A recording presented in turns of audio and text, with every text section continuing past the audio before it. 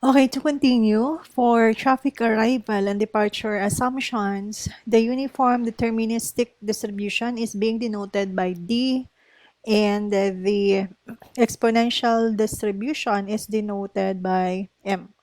So therefore, our Dd1 queuing model assumes deterministic arrival and departure with one departure channel.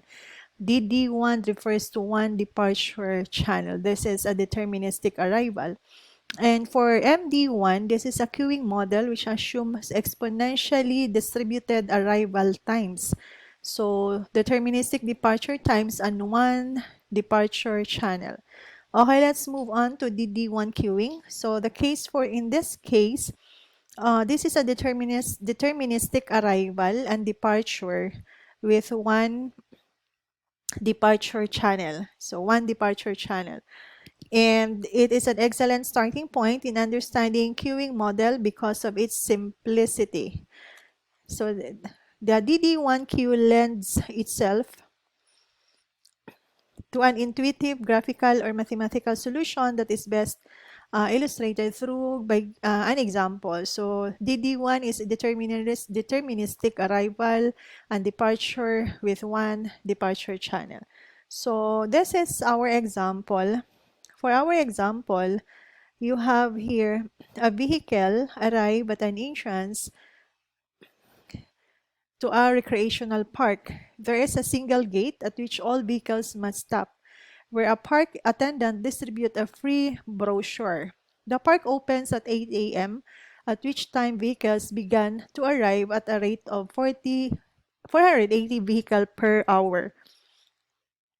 After 20 minutes, the arrival flow rate declines to 120 vehicles per hour, and it continues at that level for the remainder of the day. If the time required to distribute the brochure is 15 seconds, and we assume that Dd1 queuing describe the operational characteristic of the queue. So for this one, for this problem, there is a single gate wherein all vehicles must stop, and there is a park attendant who distribute the free brochure. The distribution of the brochure took 15 seconds, and the park opens, it opens at 8 a.m.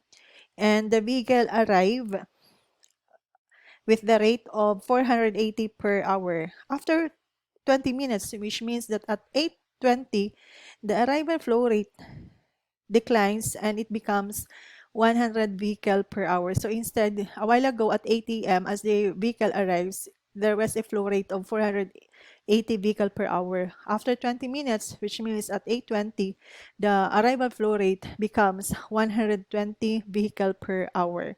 So we're going to assume a DD1, so deterministic. This is a deterministic arrival and departure with one departure channel. So we're going to convert our departure rate and our arrival rate so that they will have a common unit. So our arrival rate from 8 a.m. to 8:20, so that is 480 vehicle per hour. So converting this one to minute, so this will be 480 all over 60. So it gives us here 8 vehicle per minute. So that is when t is less than or equal to 20 minutes, meaning to say this is from 8 a.m. to 8 a.m. to 20 minutes. Then arrival rate after 8:20, so meaning to say at after 20 minutes, the arrival rate decreases. So it declined to 120 vehicle per hour. So converting this one to minute, we have here 2 vehicle per minute. This is for t is greater than 20 minutes. Then for our departure rate is, it took, of course, the vehicle will stop, and as they stop, there is a distribution of brochure, and one vehicle, it took 15 minutes per vehicle to distribute the brochure. So 15 seconds rather, 15 seconds to distribute the brochure. So if we're going to convert that one to minute, so that will be equivalent now to 4 vehicle per minute. So this is for all t, meaning to say for all values of t from 8 a.m. And beyond. So that is now for our departure rate. So now we can write now the equation for the total number of vehicles that arrived and departed at a specified time. So we're going to let t as the number of minutes after the start of the queuing process. So this is in the case that the number of minutes after 8 a.m. So therefore, for our arrival rate, so if we're going to have, we have here we can have our equation for when t is less than or equal to 20 minutes. The equation here is that will be 8 times t, because the arrival rate is 8. So times t, so you have here 8t. Now, after 20 minutes, so at 8:20 and beyond, so which means at that hour t is greater than 20 minutes. So the equation for the arrival of the vehicle will be 160 plus 2 times t minus 20. 160, this 160 came from, this is the arrival of the vehicle. This is the number of vehicles from that arrive from 8 a.m. to 8:20. So which means you have 20 minutes for our t. So if we're going to have here when from 8 a.m. to 8:20, the equation is 8t. So if we try to get the number of vehicles that arrive at 8 a.m. to 8:20, that will be 8 times 20, and that results to 160. So that is the number of vehicles that arrive, plus, because we're going to have now t greater than 20 minutes. So when t is greater than 20 minutes, which means that that is now at 8:20 and beyond, so the arrival rate actually was 2 vehicle per minute. So that would be plus 2 times, this would be t minus 20, because we are having here t minus 20, meaning to say we subtracted from our t the 20 minutes, the 20 minutes that elapse, because we are having now the arrival rate that is beyond 8:20. So we have now the equation 160 plus 2 times t minus 20. Then for the number of vehicle departure, so that will be for all t. So since we have the departure rate, which is 4, so that will be 40. So they have now the equations. So therefore, if we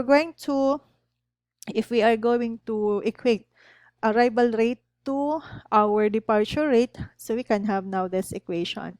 So basically, we have this equation 160 plus 2 times t minus 20 is equal to 40. So if we're going to solve here the value, so from this one, we're going to solve 40. The value here for t as you try to solve is equivalent to 60 minutes. So therefore, the queue began at 8 a.m.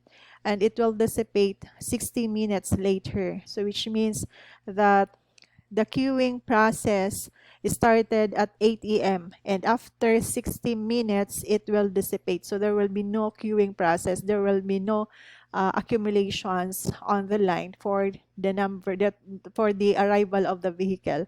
So after 60 minutes, the queue dissipates. So the queue dissipates after 60 minutes.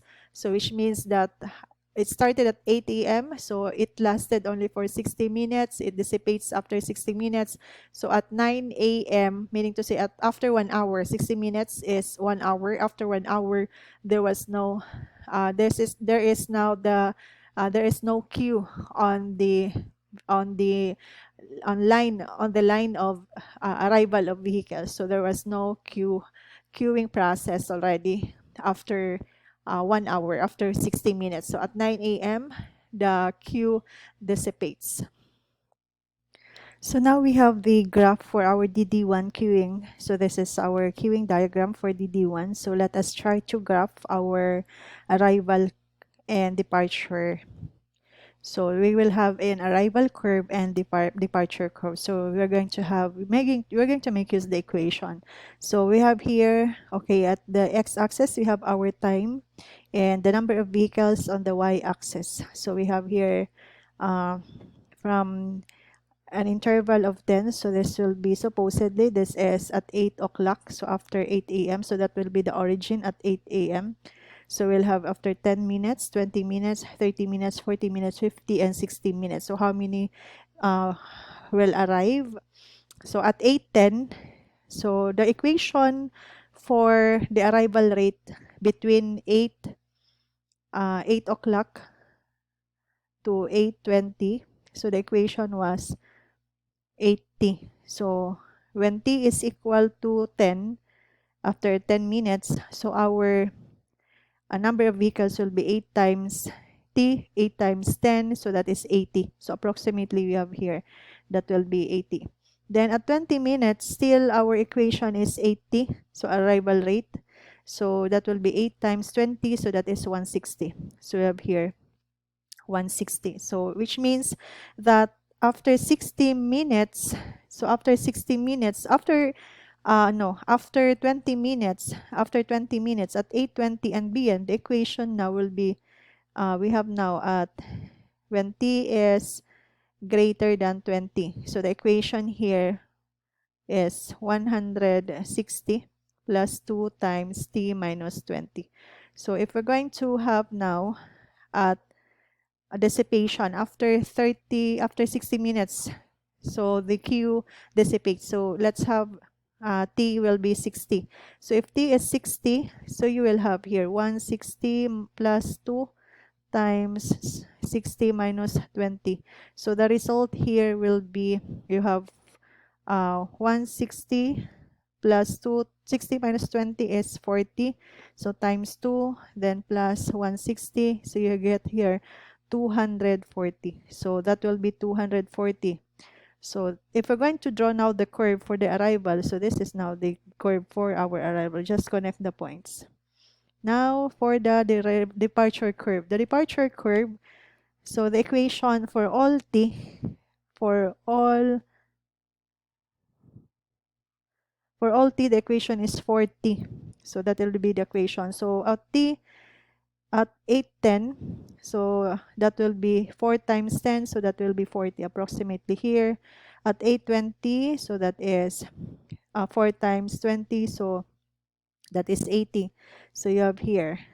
Then at dissipation is after 60 minutes, so meaning to say our t is 60. 4 times 60, that is 240. So which means this is our dissipation rate. So that is now the time that there will be no more cars at this point. So the 240 number of cars that arrive will also dissipate. So this is the intersection between the arrival curve and the departure curve.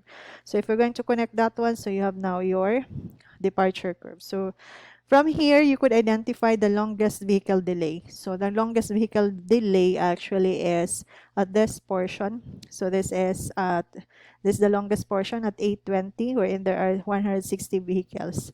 And the longest vehicle queue will be also at is at 8:20. So this will be 2 time this is which is there have 80 vehicles at 8:20. So this is the longest vehicle queue. So this is the longest vehicle delay at 8:20. So you have 160 vehicle that arrive, and there will be 80 vehicles that will depart.